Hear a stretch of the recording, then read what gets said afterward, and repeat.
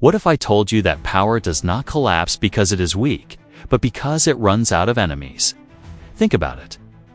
Every empire, every dominant system, every authority that ruled for long had one thing in common.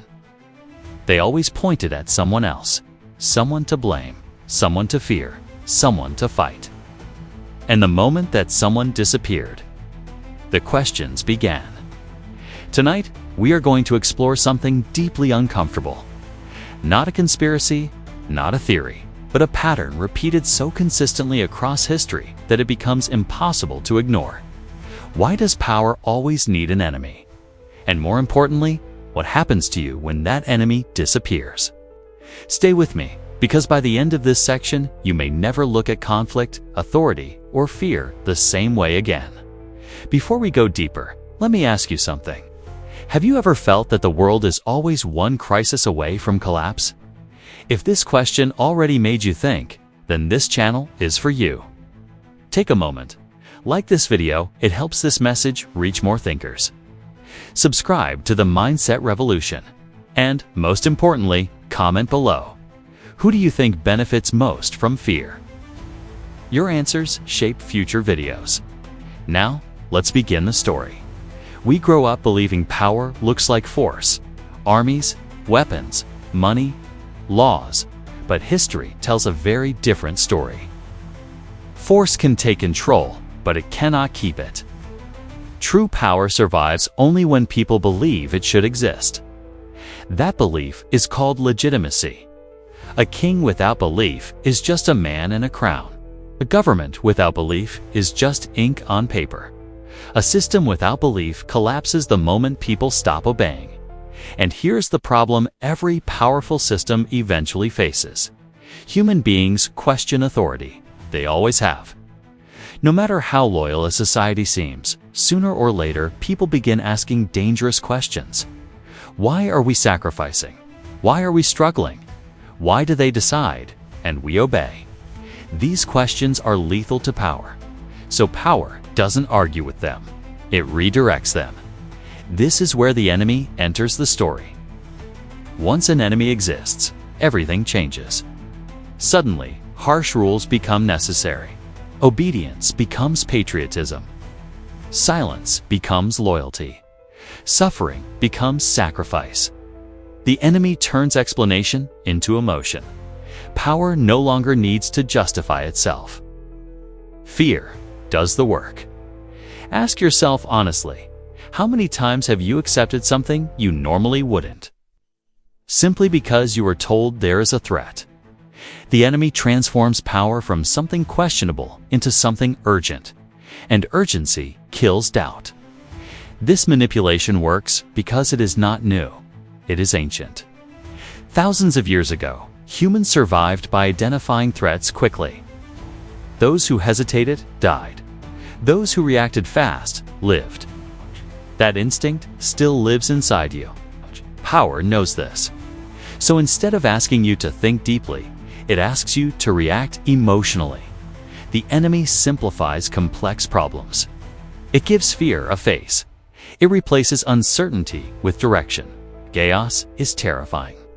An enemy feels understandable, even comforting, because at least now you know who to blame. Once an enemy is defined, something subtle happens. Identity forms. You are no longer just an individual. You are part of us, the good side, the right people. And suddenly, disagreement feels like betrayal. Questions feel dangerous. Nuance feels suspicious. Power thrives here. Because groups don't think, they react. Groups don't analyze, they defend. And power prefers loyalty over intelligence. Let me ask you something uncomfortable. Have you ever defended a position not because it was right, but because it was your side? It's that moment, that is the enemy doing its job. Now pay attention. This part is crucial. When there is no external enemy, people turn inward. They begin asking questions that power fears most. Why are resources unfairly distributed? Why do a few have so much? Why are sacrifices never equal? Why does power concentrate? This is the most dangerous phase for any system. Because once people stop fearing them, they start examining us. So power never allows this vacuum to exist. If there is no enemy, one is exaggerated, one is created, one is recycled. Peace is framed as temporary. Calm is described as fragile. Stability is painted as an illusion. Because a calm population thinks, and thinking populations are uncontrollable. Fear is the fastest form of unity. Love takes time. Understanding takes effort. Trust takes patience. Fear takes seconds. Fear shuts down debate, suspends morality, and simplifies decisions. Under fear, surveillance feels safe. Control feels protective. Obedience feels logical. Power does not need you to agree. It needs you to be afraid. That's why enemies are often described as inhuman, irrational, evil, or existential. Once survival feels threatened, almost anything becomes acceptable. And here's the most disturbing truth. The enemy does not need to be real. Let that sink in. It only needs to be believed. History is full of imagined dangers, exaggerated threats, and symbolic enemies. Truth becomes irrelevant when emotion is strong. Because power doesn't control facts, it controls behavior. And behavior follows belief, not reality. Look around. Why do some enemies never disappear? Wars end, but threats remain. Conflicts pause, but fear continues. Peace arrives, but danger is still out there. Because a defeated enemy removes justification. A solved problem invites accountability, and accountability is dangerous. So enemies evolve, they change names, they shift faces, but they never end. Power does not fear chaos. Power fears questions. So far, we've uncovered something unsettling.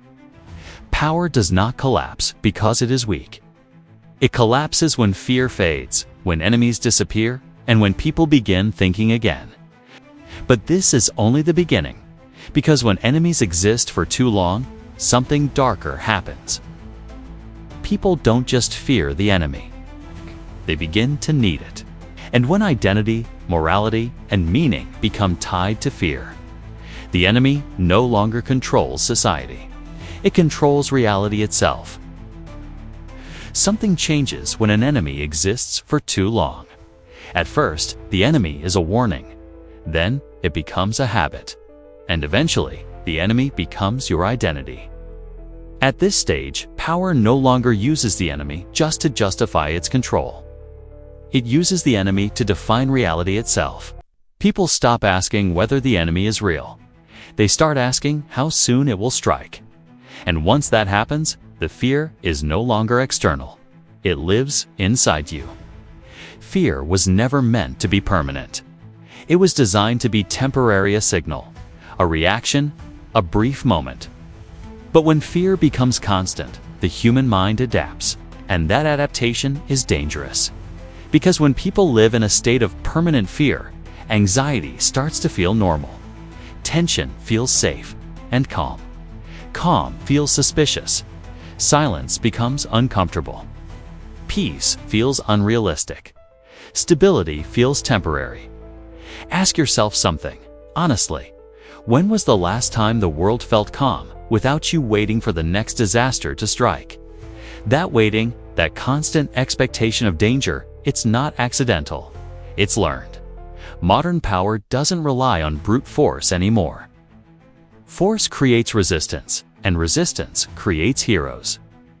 So modern power prefers something much quieter. Training, not training the body, but training perception.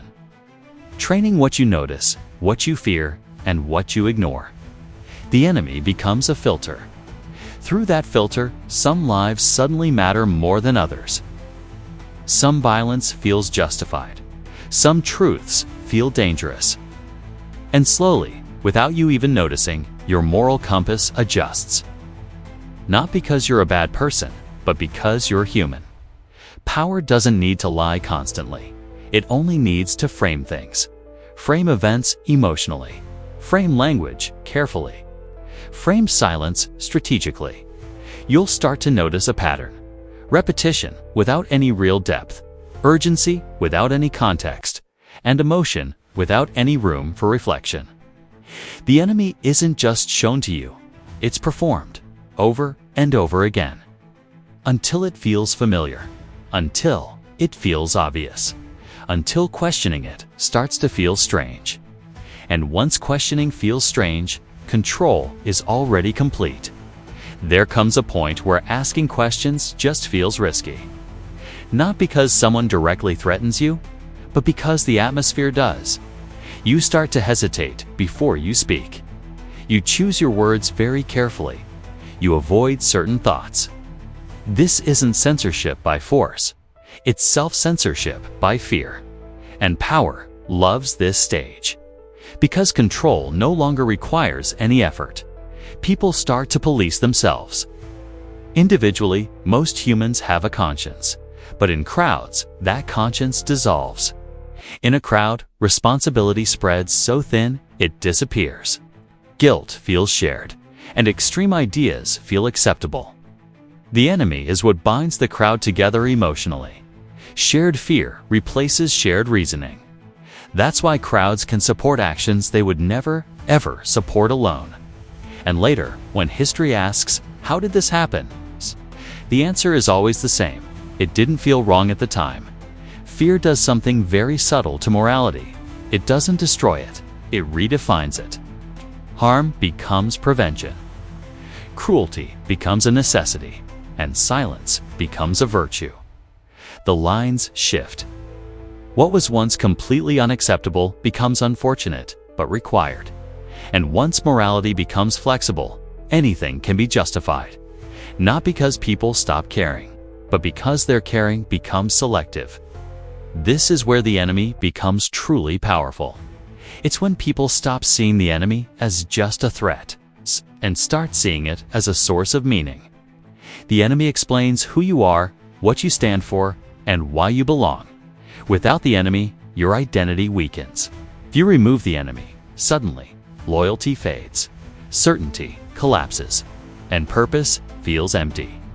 This is why people will defend the enemy's existence. Not consciously, not intentionally, but emotionally. Because without that enemy, they would have to face something far more frightening: the absence of meaning. Peace creates space. Space creates silence. Silence creates thought. And thought creates questions. And questions are dangerous. That's why peace is so often framed as being temporary, fragile, or deceptive. Calm is treated like an illusion. Because a calm population notices things. They notice inequality. They notice contradictions. They notice who benefits from the system.